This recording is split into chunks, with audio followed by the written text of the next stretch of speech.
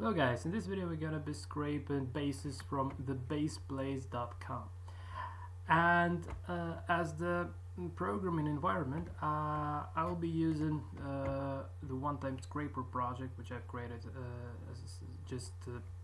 for this sort of tasks. So you can code online, code Python online, all the dependencies and environment has been already set up for you guys. So if you wondering about this particular environment, you can reference my previous video which describes it in great details. So without further ado, let's actually start writing some code.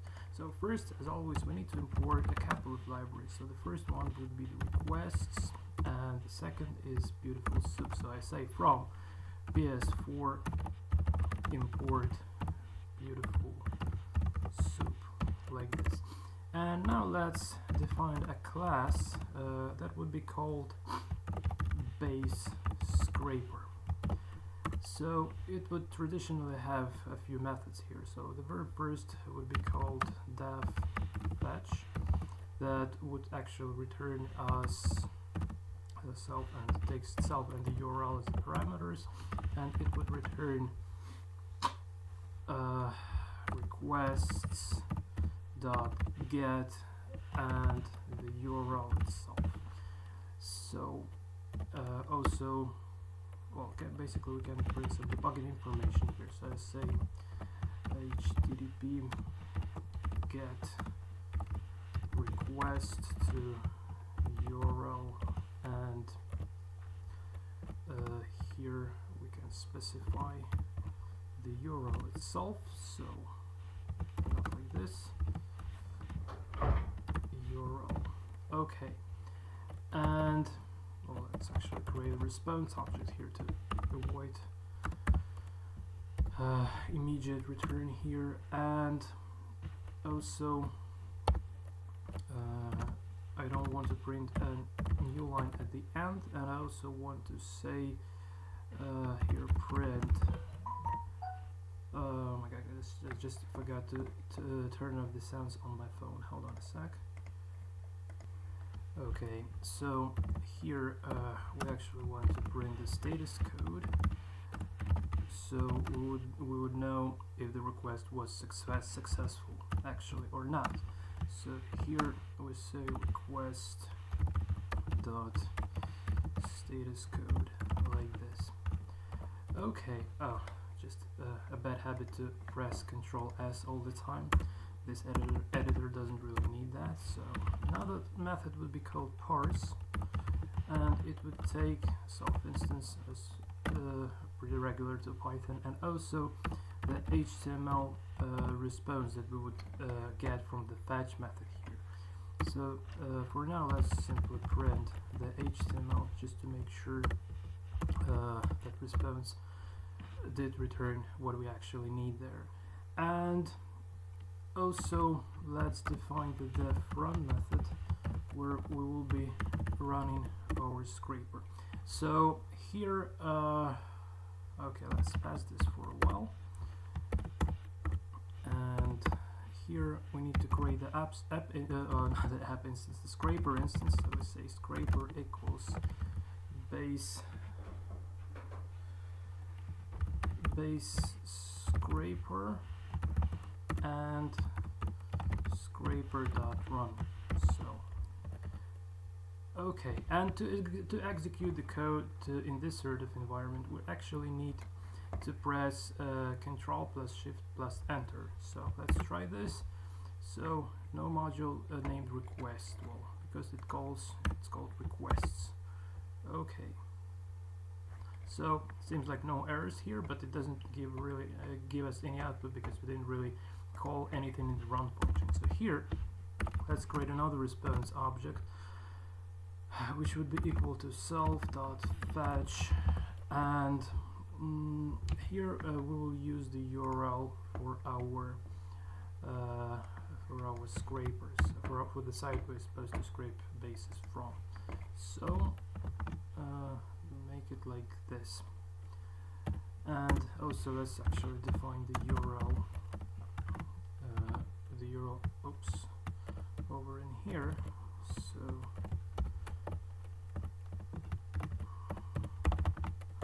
and here we just say fetch URL. Okay, so now okay, let's try to execute this stuff. Request object is now attribute status code. Response status code. Okay. Oh, it gave us an error. So does it really have some sort of anti-scraping measures inside? I'm really wondering. Okay, so let's try to check that out. I actually didn't specify any headers over here. Okay, this gets even more interesting. So yeah, let's actually try to bring the actual response here. So I say self.parse and response.text. So let's try this one more time. Oh, so it doesn't even have a text, so it's just a bad response. Okay, so let's try to update this page one more time. So in this case, if you don't have a 200 success response, well, you have to do one little trick here. So we just go to the network tab on my developer tools. Just update this page one more time and navigate to the very beginning of this sort of. So we're looking for this for strings. Okay, so it's our document, right? Okay, let's make sure. So it doesn't work for preview for some reason, but doesn't really matter. So what we need here is actually the headers. So now we will simply copy this, not the response headers, but the request headers instead. So it also even does use some sort of a cookies here. Okay, so copy. Well, this is really strange because when I saw the robots.txt file, it did claim that you can actually scrape this site. So I'm really it's really a bit strange, to be honest, why this happens. But nevertheless, let's create the headers Python dictionary here and just paste the headers in. And okay, so there might be some indentation errors here. So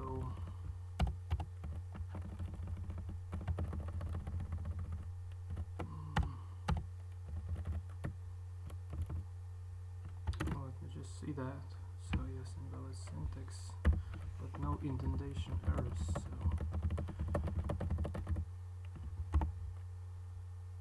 same origin. Okay, so maybe I was banned by the origin, not sure. And okay.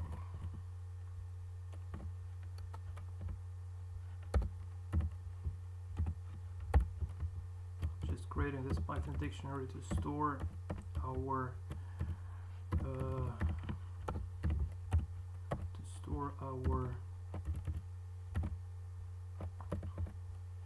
headers that are used by the browser. So we'll try to trick the site in that sort of manner. Well, I really hope that works.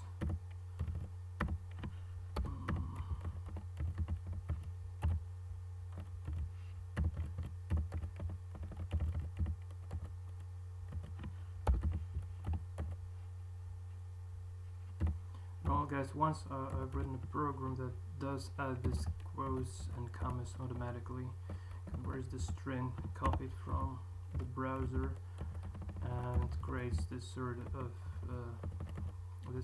string that I'm creating manually at the time. Yeah, there was such sort of an app I've done once. So requests here. Okay, so I'll hold my breath and try to execute this again. It still gives me an invalid syntax. Okay, just it seems I forgot this little comment here.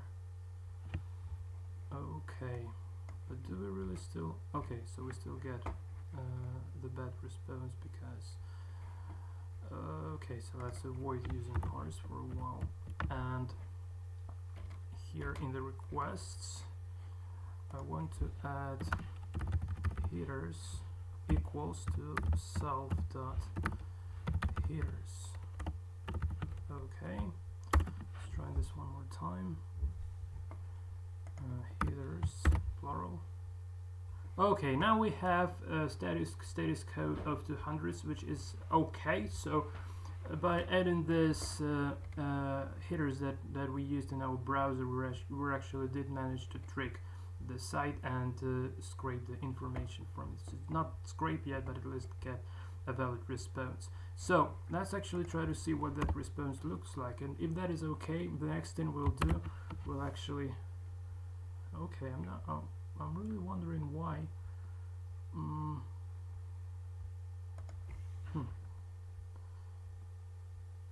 Response doesn't have the tags, it's non-object. This is really strange. Let's just try to print the response. Oh, it's not, because of course I forgot to return the response here. So now OMG, now it's gonna work definitely. So we don't need this. We need to say self.parse and response.tags. Of course, the request function should actually return. It should return the response object, obviously, of course. So let's try to execute this stuff again, and I hope to see the response. Okay, so here is our response. It's exactly the same as we would click view page source over here. So this is really great. And now, in order to avoid torturing the site, so as we can see, it seems like it doesn't really like to be scraped. Well, at least, well, I'm not sure why exactly I did ban, just based on the user agent, or on maybe lack of cookies, or maybe origin issues, some origin issues, but don't even have the origin here, do we?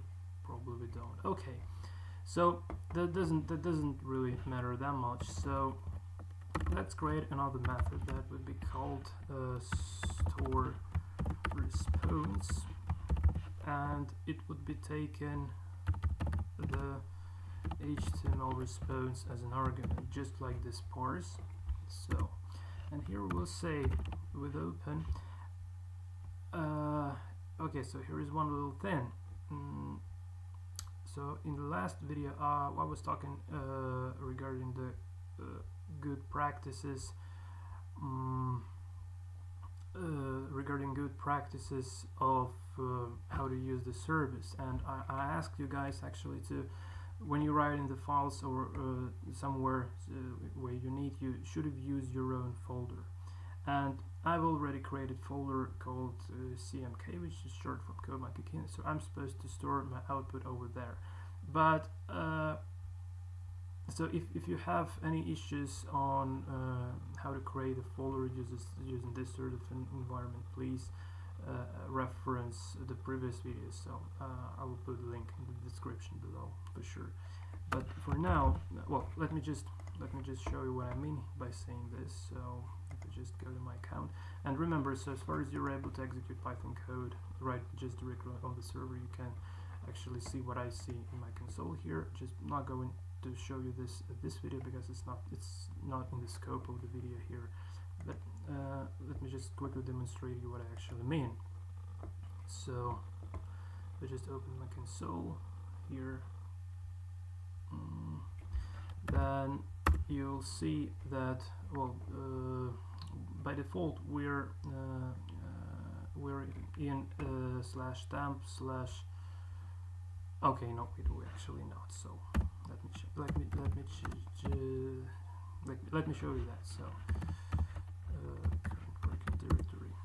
So this temp/current working directory is the one that I set as the current working directory for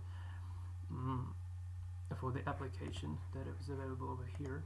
So here you can see that I already have created the folder called CMK, and basically it's probably be good to create mkdir. Let's create the guest folder here. So so I will just in order to just being able to show while writing the code, I'll be referencing this guest sort of folder. So I just say with open guest and the file name response.html like this. So if you just would be blindly copy pasting my code from the Git repository that I'm supposed to provide you, you just would be blindly copy pasting that. So I just want to make sure that the file would be written to the guest folder, not to the current working directory where we are. So just to keep these things clean and clear. So we want actually to write the file stream. And again, if you just want to know how to hack around with seeing the output, seeing what's going on or in your basically the environment, the Linux environment here in the console, please reference the previous video. It's covered over there, quite pretty good, I believe. So with as let's call this response, and we actually want response dot write and HTML here.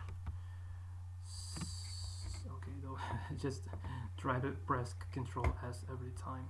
So here we don't really want to parse anything at the moment. So, but instead we actually want to say self.store response and response.tag. So we are passing the HTML to the store response.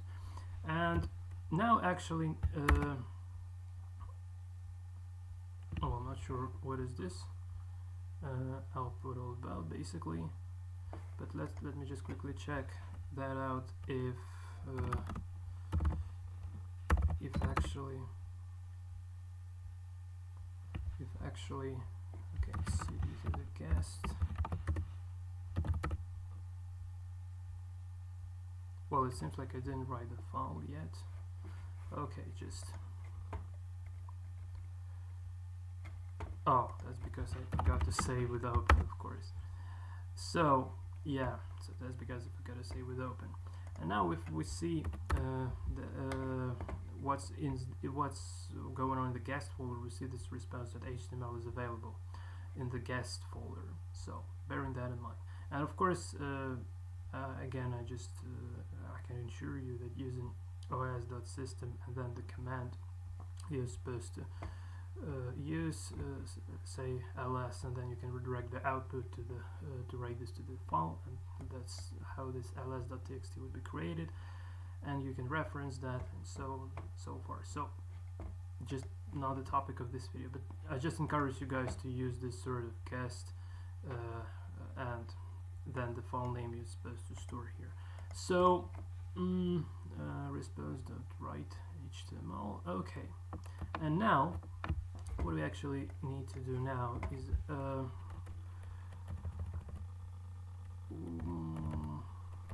now we don't need this store anymore. So, and another method here would be actually called dev load response and self. And here we basically want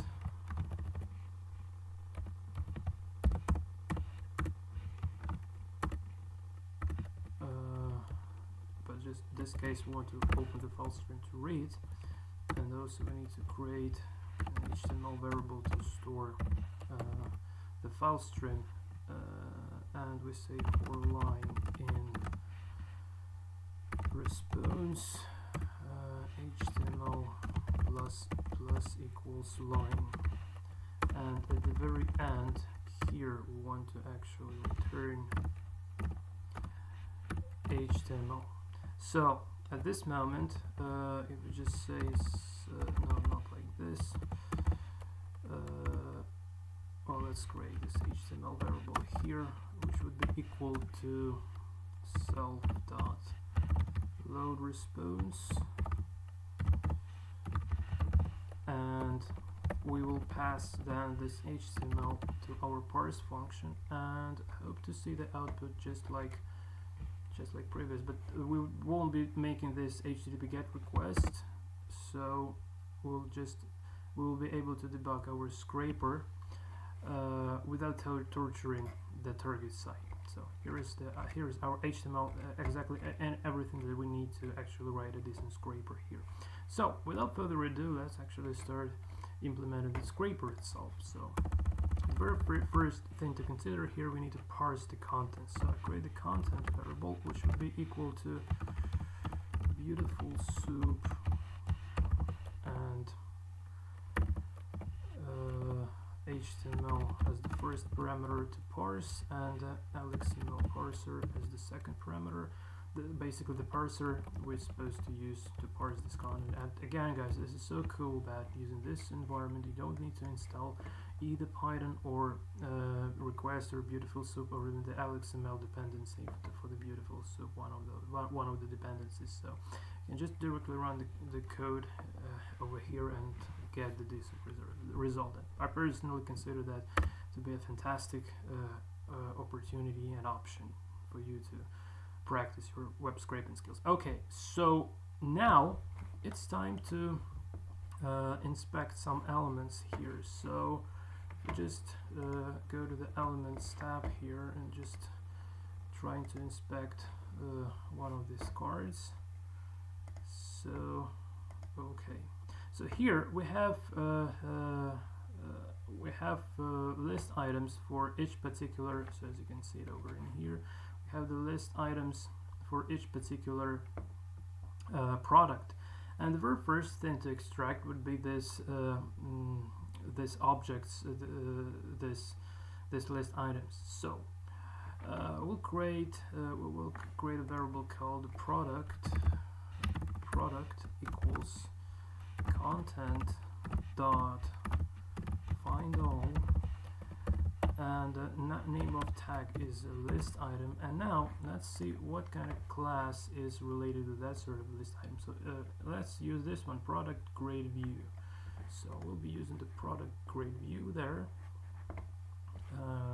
Probably don't need this console. Okay, just leave it for now. So we'll use class product grade view.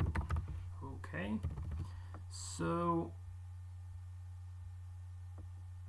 and let's actually try to print the and remember that find all in BeautifulSoup returns the type of Python list, so probably it's better to call them products. So let's try to ask for products, the very first element with the index of 0, just trying to see what is there. Name product is not defined, products. Okay, so OMG, it just continues making this request, so I just need definitely stop this. So don't need that anymore. Okay, so or it doesn't make sense to upload to use the content from the file that we've stored. So of course I had to comment out this self.fetch method. Okay guys, just hold on a sec. Okay, so here we have a list element. So is that a list element actually? List item, yeah, so it's quite a bit of information within that. So what actually we're supposed to what kind of data are we supposed to extract from this sort of site? So we definitely want the description and the price, and also would need I would like to extract the image URL. So we just go to the list object, to the list item element here, then we'll see that the image is located within this H reference, this A tag. somewhere. I remember I saw that. Yeah, on this div. So it's the image. So let's actually start. Let's actually start with our image there. So in order to extract the image, what we need to do, actually, it's very simple. So now so before ever proceeding, we need to loop over all the products. So in order to extract that data respectively, so I just need to say for product in products, and here we can use the final well, basically not the final, but the find method for each product. So, but before that, let's actually create the item variable, and here we'll be storing our data.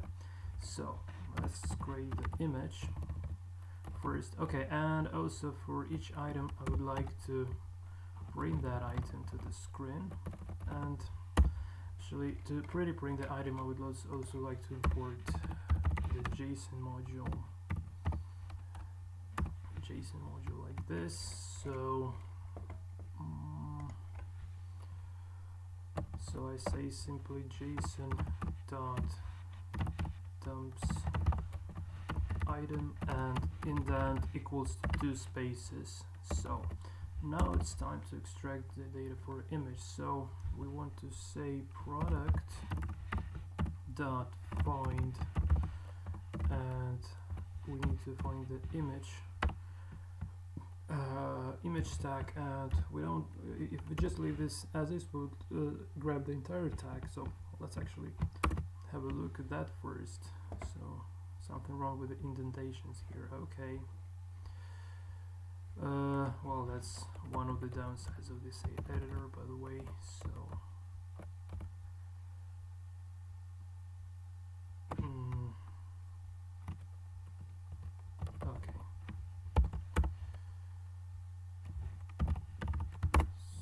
okay, seems like it works. So item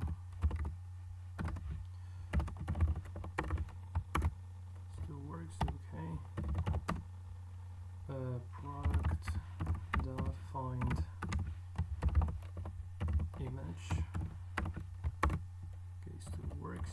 Oh, that was regarding the print statement. Okay, I understand that. So image, and let's print like this. So there was the mix of tabs and spaces here before the print statement. That's the reason for that error. So again, JSON.dumps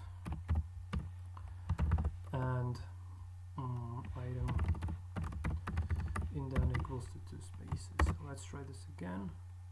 Tag object is not serializable. Well, and that's basically that's it. So let me just quickly show you that. So item. So here, see that image has lots of information here, and definitely it's not JSON serializable. So we need to extract only what is known as source. So somewhere here there should be a source. Sat source. Here is the source. Okay, here is the source. So here we want to extract the source as far as this kind of element is a type of Python dictionary we can use, and the attributes here serves basically as dictionary keys. So we can reference attributes as if they were dictionary keys. Actually, they are dictionary keys. So let's say the source here, and just bring it back. So here we have our images, and if I just have a look at the content of this particular link, I just want to copy this and paste, and we'll see the exact base that we're looking for.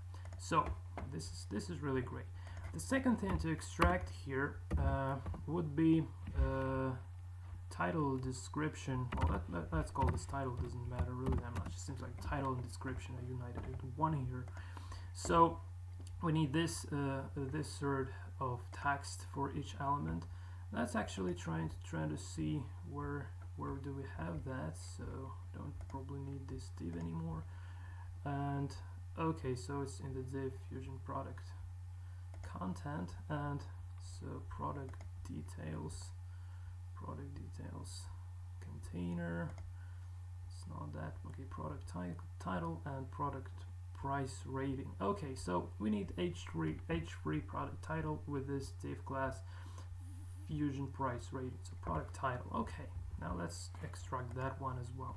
So I say product dot find. As far as the product title is the only one there, we can use this. The name of the tag is h3, and we also need to specify class product title. Okay, and we need to use the text, so we don't really want to use the entire tag like it was with the image when we grab the entire tag. We just need the text there. And as far as attributes are considered to be Python dictionary keys, the text is just an attribute, because remember all that also that the type of this particular element is called BeautifulSoup tag, and the tag is an object itself, so it has inner attributes, and text one of those to use if you want to extract text out of the particular tag.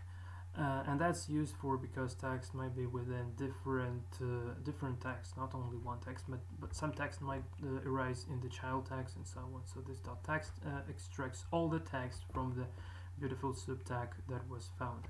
So let's actually see our title here. Okay, so we have some unnecessary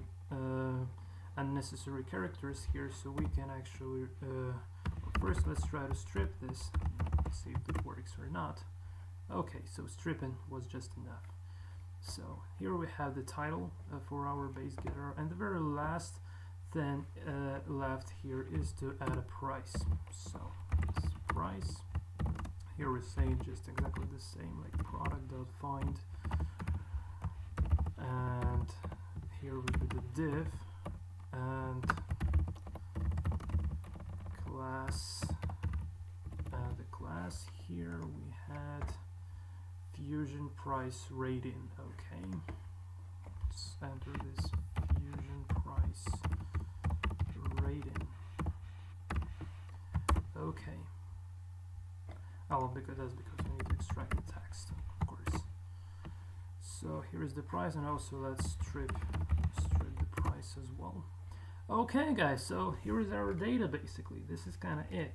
And now the next thing we need to do here is actually being able to store this data to the CSV file. But before that, let me just quickly create the results list at the attributes part of our base scraper. So results here, and here instead of item, I can simply say self.results.append, and every time we would be appending this sort of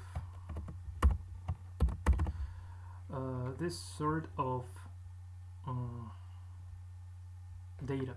And now let's define another method here that would be called def to CSV, and it would take only the self instance argument, and that's it. Let's not pass, so let's actually loop over the results to make sure that results has been stored correctly. So simply say for result in self dot results. So just want to print result. Well, I can even use the JSON dumps here. JSON dumps result, and then equals to 2 spaces. Nothing happens because I didn't call the toCSV function here, so I need to say self.toCSV. Okay, so now we have exactly the same list, but this time it's taken from the results variable over here in the class. Oh my god, I forgot how that calls in the class attribute definition part. So Yeah, and the next thing to consider here, we need actually to import the CSV module, so say import CSV. And as far as we're dealing with a list of dictionaries, we need to create what is known as CSV dictionary writer. So let's actually do that. But before, I just want to comment this out for a while. So I say with open. And again, when we write in files to the disk and the remote server, please use your own folder for that purpose. So in this case we'll be using the guest folder, and the file name will be called basis.csv. Okay, we want to write the file stream as file stream like this. Okay, oh, that's maybe a CSV file our traditional definition. And now let's start to create the writer, which would be equals to csv.dictWriter, and the dictionary writer takes two arguments. The very first one is the CSV file stream itself, and the second is known as field names. And in order to do the field names is basically the column names. So in order to extract that, we can use the very first elements of the results list, the very first elements keys. So I say self.results,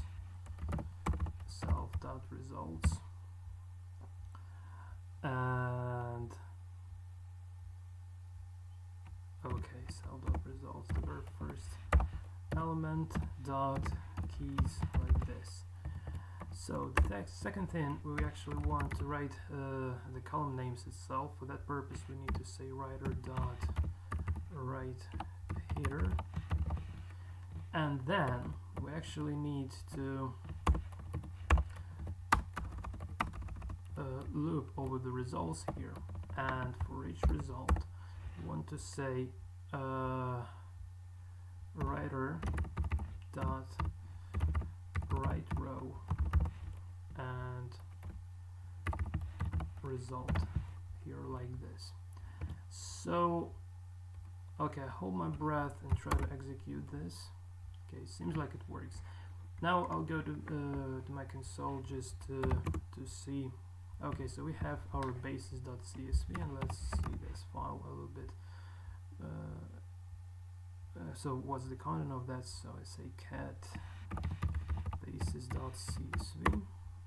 Okay, so seems like we have our data.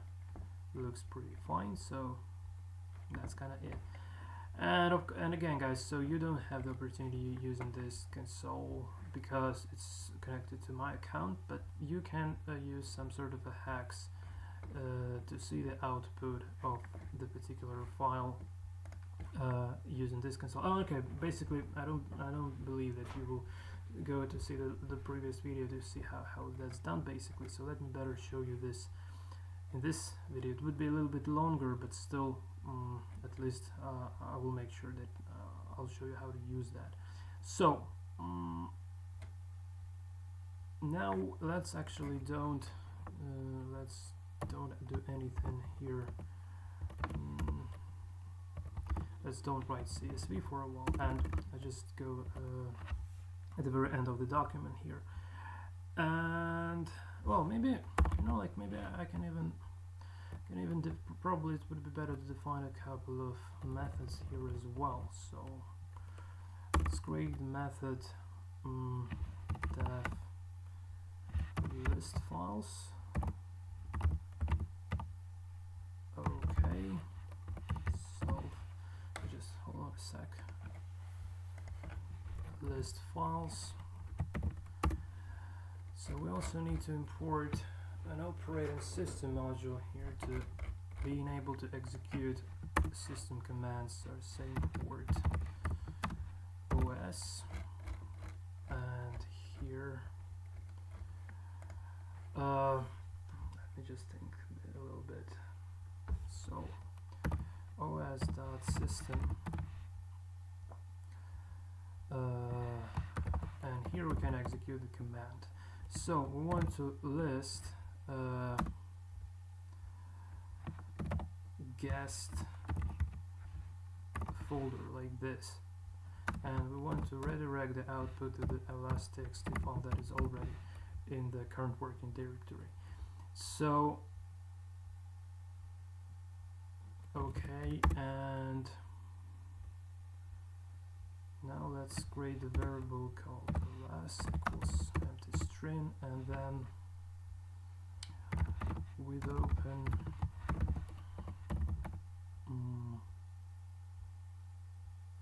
ls.txt, want to read the file stream as let's just as file here, and saying for line in f read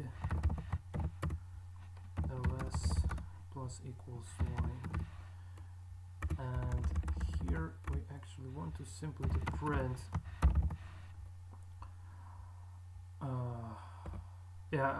I've just realized that the next video I'll create would be regarding this sort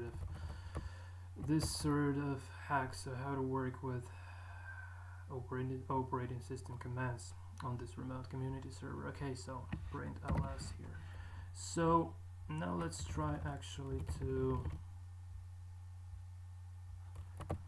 so in order to not polluting the run method, we just simply say scraper dot list files, right? List files. Okay. So here we have the list. So we have the basis and response.html, the files that we did actually create. So that's kind of it.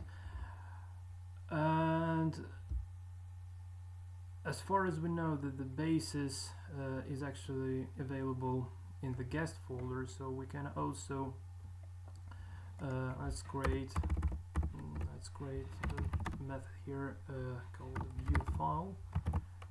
Okay, self, and so we'll be using the path variable here. So this will be content equals, so basically everything the same. So with open here we'll use the path and read the file string as file for line in file content plus equals line print content like this. Okay, so let's also say scraper dot view file. Okay,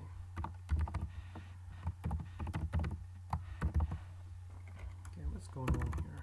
View file, and now let's specify the path. So I want guest and, well, let's say response.html. Okay, somewhere similar with syntax. Okay, just don't. Okay, so it's probably somewhere over here. f.read still not work. Oh, with. Okay. Okay, so here we just we can see the output of the response.html file. Okay, and if you have a look at basis.csv, so here we have the output of the basis basis.csv file. Okay, guys, so that's kind of it. So yeah, I will definitely make another video creating some sort of the basic of a class with the basic commands to use for manipulating the operating system stuff like that.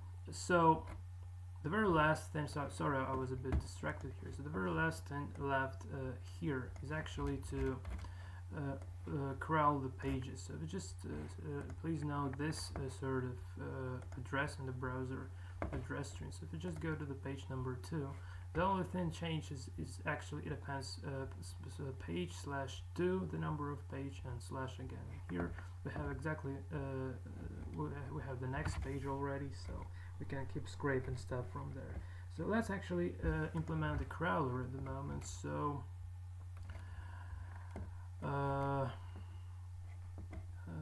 so here so I don't really want to scrape anything at the moment, so I just want to check I just want to make URL concatenation. So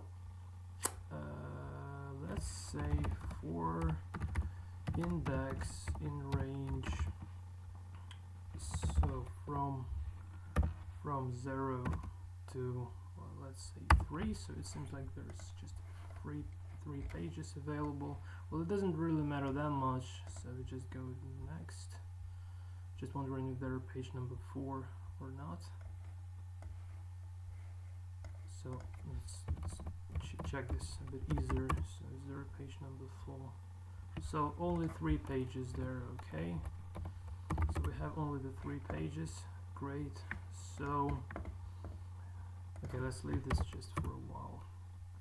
And here we say if index is equal to 0,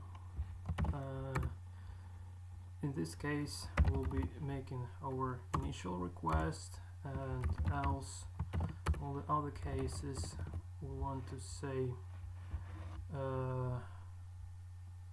URL equals URL plus page / plus stringify the index. Okay, so we actually need to start from the first page like this, because there is no page 1 there. Okay, so plus index plus another slash, and I just want to print the URL. So let's see. Okay, so we have, okay, just did append page for, so not the URL in that case. Let's call this next page.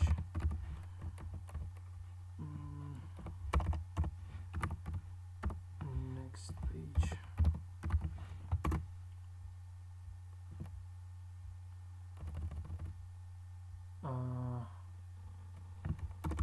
Okay, here the next page will be equal to nothing. Okay. No, next page will be equal to the URL here. Okay, so nothing, then page 2, and then page 3. So we'll be using the next page as the URL parameter to pass to our response object here. Also, let's actually import time module here. So I would like to make 2-second delays after every request has been made there. So now so we can use this next page as the URL to fetch. So okay, so here we'll be using the next page. So we don't really want, okay.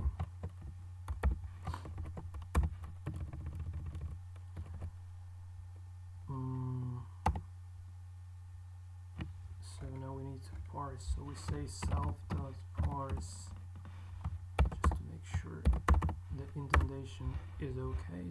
Self.parse and response.text. Okay. what else?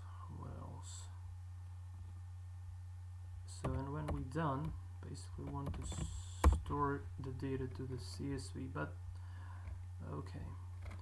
One of the downside of this app that it doesn't show you the response, the console response before the entire script is executed. That's one of the limitations here.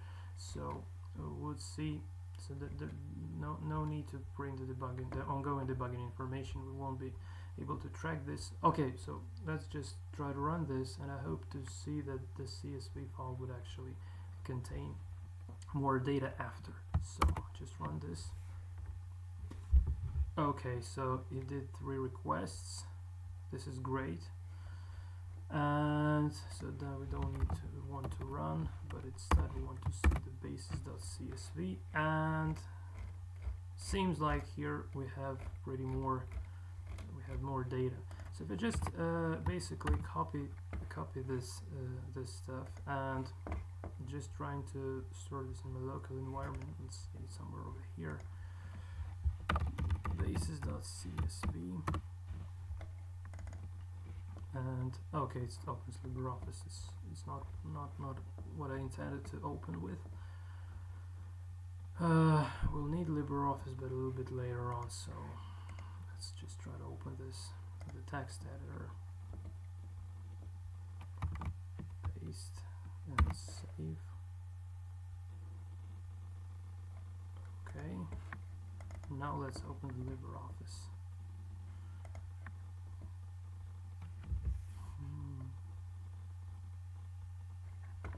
Okay, so here is our 4-string basis basically with all the price. So let me just quickly check that out. The very last element on the yes, let's say on the last page. So Warwick, German, 1,495. Okay. 1,695. I'm not sure. Warwick, X4, Nirvana Black. Well, it seems like that's it. Oh, it seems like he used the old price. Well, that's a little bit of an issue, but well, I won't really be fixing this at the moment, so it just did scrape the very last the old price, but that doesn't really matter that much, so that could be easily done. So I'll leave you guys this as an exercise so you can fix the old and new prices respectively. So feel free to practice that on your own. So okay, so the very easiest way to get the output file to your own computer, so say you're selling this CSV file to someone who really cares about this, you can actually do just like how I did that. So you can simply use this view file method and grab the content and actually store this to your local machine. I'll hack around a bit to find maybe a little bit better way of doing things. So, but that comes definitely in the next videos. Well, until then, until that time, guys, I think this is really it. So even though this code is stored in the file that is called code log, so let me just quickly show you this.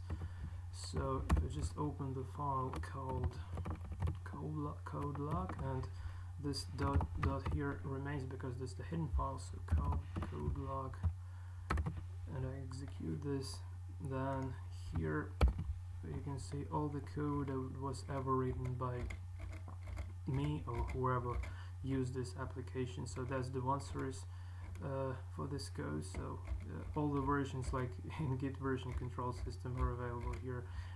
And of course, for sure, I would keep this code. I will store this code on GitHub. So in my casual one-time scrapers repo, so you'll be able to reference that code. So you can just basically blindly copy paste it and try to run this and to play around. Hopefully this would work for you as well, as far as this is absolutely the same environment, so where I'm doing this and where you will be doing this if you like. Okay guys, so this is it for this video. I hope you've learned something interesting from this, so until next time, and take care.